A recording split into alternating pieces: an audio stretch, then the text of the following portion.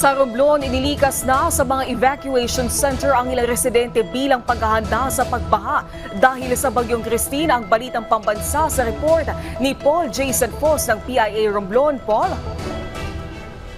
Sa mga evacuation centers sa iba't ibang barangay sa bayan ng Magdiwang, Romblon, nananatili ang halos 299 na residente bilang bahagi ng preemptive evacuation ng lokal na pamahalaan sa Bagyong Christine.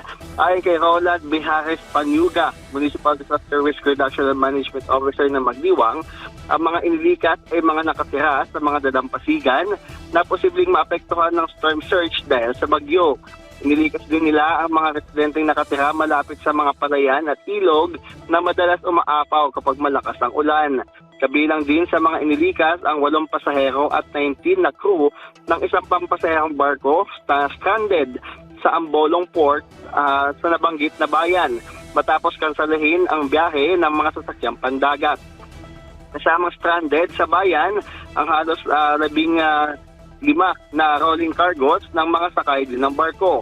Dahil pa rin sa malakas na ulan at hangin, ilang puno ang naiulat na nabuwal kagabi sa bayan. Mula naman alas 7 pa kagabi ay wala ng kuryente sa isla ng Sibuyan hanggang sa ngayon. Sa bayan naman ng San Fernando, rumakagasa na din ang tubig sa Cantingas River dulot ng pag-uulan sa lugar mula pa umaga kahapon. Sa ulat ng San Fernando MDRRMO, may 16 na pamilya sa Barangay Azagra ang inilikas at dinala sa evacuation centers bilang pag-iingat sa kanila ngayong may bagyo. Patuloy na nakaantabay at nakamonitor ang mga MDRRMO sa bayan ng Magdiwang at San Fernando kasamang iba pang ahensya ng pamahalaan, lalo na sa mga lugar na disaster prone.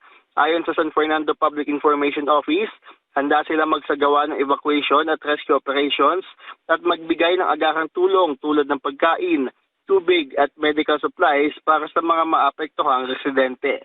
Mula Philippine Information Agency Romblon, Paul Jason Foss para sa Balitang Pambansa.